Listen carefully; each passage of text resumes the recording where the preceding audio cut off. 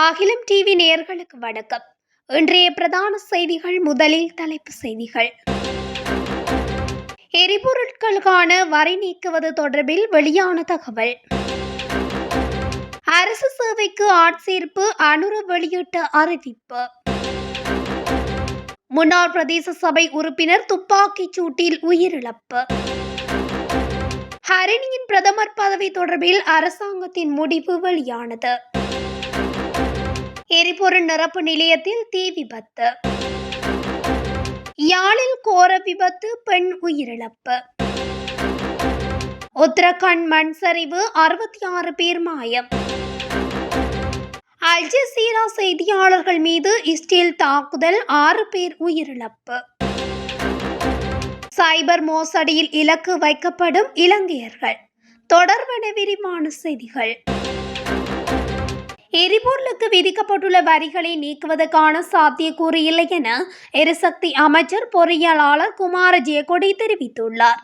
இலங்கை பெட்ரோலிய கூட்டுத்தாபனம் பெற்ற கடன்களை முழுமையாக திருப்பி செலுத்தும் வரை இதற்கான சாத்தியமில்லை எனவும் அவர் சுட்டிக்காட்டியுள்ளார்.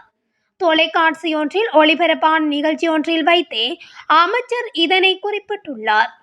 அத்தகைய வரிச்சலுகை வழங்கப்பட்டால் அரசாங்கம் தமது கடன் திருப்பி செலுத்தும் கடமைகளை நிறைவேற்ற முடியாது என்று அமைச்சர் ஜெயக்கொடி சுட்டிக்காட்டியுள்ளார். இலங்கையின் அரசு சேவைக்கு புதியவர்களை உள்ளீர்ப்பது குறித்து ஜனாதிபதி அனுரகுமார திசாநாயக்க அறிவிப்பொன்றை வெளியிட்டுள்ளார். அதன்படி அரசு சேவைக்கு 62,000 பேரை ஆட்சேர்ப்பு செய்வதற்கு அமைச்சரவை அனுமதி அளித்துள்ளதாக ஜனாதிபதி தெரிவித்துள்ளார். கொழும்பில் இடம்பெறும் 2025ஆம் ஆண்டுக்கான தேசிய இளைஞர் மாநாட்டில் கலந்து கொண்டு உரையாற்றுகையில் அவர் இதனை குறிப்பிட்டுள்ளார்.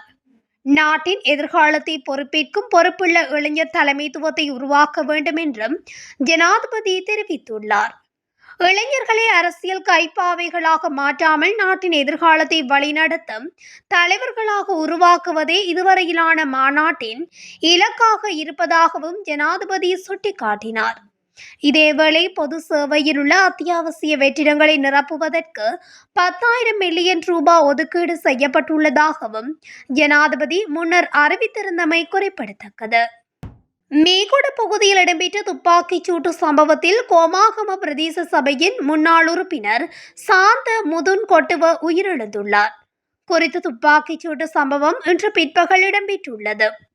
துப்பாக்கிச் சூட்டில் காயமடைந்த முன்னாள் பிரதேச சபை உறுப்பினரை மருத்துவமனைக்கு கொண்டு சென்ற நிலையிலே அவர் உயிரிழந்துள்ளார். உயிரிழந்த நபர் 46 வயதுடையவர் என தெரிவிக்கப்படுகிறது. சாந்த முதுன் கொட்டுவ மோட்டார் சைக்கிளில் பயணித்துக் கொண்டிருந்த போது காரில் வந்த கும்பல் அவர் மீது துப்பாக்கிச் சூடு நடத்தியுள்ளது. மேலும் அவரது சடலம் கோமாகம மருத்துவமனையில் வைக்கப்பட்டுள்ளது. இந்நிலையில் சம்பவம் தொடர்பான மேலதிக விசாரணைகளை போலீசார் மேற்கொண்டு வருகின்றனர். துப்பாக்கிச் சூடு நடத்தப்பட்டமைக்கான காரணம் இதுவரை தெரியவராத நிலையில் நிலத்தகராறுகள் தொடர்பாக சாந்த தொம்கொடுவ பலமுறை போலீஸ் முறைப்பாடு அளித்துள்ளமை குறிப்பிடத்தக்கது. பிரதமர் பதவியில் மாற்றம் செய்வது குறித்து எவ்வித முடிவும் எடுக்கப்படவில்லை என்று பிரதி அமைச்சர் மஹிந்த ஜெயசிங்க தெரிவித்துள்ளார். எதிர்க்கட்சிகள் கோருவது போல அரசாங்கத்திற்குள் எவ்வித குழப்பகரமான மற்றும் நெருக்கடி நிலையும் இல்லை என்றும் குறிப்பிட்டுள்ளார். முன்னாள் ஜனாதிபதி மஹிந்த ராஜபக்சவின் இளைய மகன் ரோஹித ராஜபக்சவினால் விண்ணிற்கு செலுத்தப்பட்ட சுப்ரீம் சட்டம் 1 என்ற செய்மதி தொடர்பில் பிரதமர் ஹரிணி தெரிவித்த கருத்துக்கள் அரசியல் பரப்பில் சர்ச்சையான நிலைமையை தோற்றுவித்துள்ளது. பிரதமருடைய இந்த கருத்தினால் தேசிய மக்கள் சக்தி அரசாங்கத்துக்குள் உள்ளக மோதல்கள் அதிகரித்து வருவதாக எதிர்க்கட்சிகள் பிரச்சாரங்களை மேற்கொண்டு வருகின்றன. இந்த நிலையில் நேற்றைய தினம் கொழும்பில் இடம்பெற்ற செய்தியாளர் சந்திப்பின் ஒன்றின் போது முன்னாள் அமைச்சர் உதய கமன்பில அரசாங்கத்துக்குள் பிரதமர் ஹரிணி தெரிவித்த கருத்துக்களால் குழப்ப நிலை ஏற்பட்டுள்ளதாகவும், எனவே பிரதமர் பதவியிலிருந்து ஹரிணியை நீக்கிவிட்டு பிமல் ரட்நாயக்கவை அந்த பதவிக்கு நியமிக்க முயற்சிகள் மேற்கொள்ளப்பட்டு வருவதாகவும் தெரிவித்துள்ளார். உதய கமன்பிலவின் மேற்கண கருத்து தொடர்பில் பிரதி அமைச்சர் மஹிந்த ஜெயசிங்க தெரிவிக்கையில், உதய கமன்பில கூறுவது போன்று அரசாங்கத்துக்குள் எந்த ஒரு நெருக்கடியும் இல்லை. பிரதமர் பதவியில் மாற்றம் மேற்கொள்ள ஒரு குழு முயற்சிப்பதாக உதய கமன்பில கூறியது அப்பட்டமான பொய். கமன்பில எப்போது தேசிய மக்கள் சக்தியின் ஊடக பேச்சாளராக ஆனார் என்பது எனக்கு தெரியாது. இதேவேளை கடந்த 6ஆம் தேதி இடம்பெற்ற நாடாளுமன்ற அமர்வின் போது ரோஹித ராஜபக்சவின் செய்மதிக்கு இலங்கை மேற்கொள்ளப்படவில்லை என்று பிரதமர் ஹரணி அமரசூரிய அறிவித்திருந்தார். எனினும் மறுநாள் பிரதமர் தெரிவித்த கருத்துக்கு முரணாக அமைச்சர் வசந்த சமரசிங்க பிரதமர் தெரிவித்த கருத்து அல்ல என்பதும் போன்றும் கருத்துக்களை வெளியிட்டுள்ளார். இன்று அதிகாலை மொனராகலை வெள்ளவாய தெலுள்ள பகுதியில் உள்ள எரிபொரு நிரப்பு நிலையத்தில் தீ விபத்து ஏற்பட்டுள்ளதாக தெரிவிக்கப்படுகிறது. தீ விபத்தின் போது எரிபொரு நிரப்பு நிலையத்தில் இருந்த ஊழியர்கள் உடனடியாக தீயை கட்டுப்படுத்தியுள்ளதாக தெரிவிக்கப்படுகிறது. மேலும் தீ விபத்தின் போது எவருக்கும் எந்தவித காயங்களும் ஏற்படவில்லை என தெரிவிக்கப்படுகிறது. யாழ்ப்பாணம் தென்மராட்சி கொடிகாமம் பிரதேசத்தில் இன்று விபத்து சம்பவம் ஒன்று பதிவாகியுள்ளது. இன்று காலை 8 மணியளவில் ஏனையின் வீதியில் எழுதுமட்டுவாழ் பகுதியில் இடம்பெற்றுள்ளது. இலங்கை போக்குவரத்து சபைக்கு சொந்தமான பேருந்து ஒன்றும் உந்தூர்லி ஒன்றும் மோதிய இந்த விபத்து சம்பவித்துள்ளது. திருகோணமலையிலிருந்து யாழ்ப்பாணம் நோக்கி பேருந்து பயணித்துக் கொண்டிருந்த வேளை எழுதுமட்டுவாழ் பகுதியில் ஏனையின் வீதியில் ஏற முற்பட்ட உந்தூர்லியுடன் மோதி விபத்து இடம்பெற்றுள்ளது. இந்த விபத்து சம்பவத்தில் எழுதுமட்டுவாழ் தெற்கு பகுதியைச் சேர்ந்த 55 வயது பெண் படுகாயமடைந்த நிலையில் சாவகச்சேரி ஆதார வைத்தியசாலையில் அனுமதிக்கப்பட்டு அங்கிருந்து மேலதிக சிகிச்சைக்காக யாழ் போதனா வைத்தியசாலைக்கு மாற்றப்பட்டுள்ளார். விபத்துக்குள்ளான உந்தூர்லியும் பலத்த சேதமடைந்துள்ள நிலையில் சம்பவம் தொடர்பான விசாரணைகளை கொடிகாமம் போலீசார் முன்னெடுத்து வருகின்றனர்.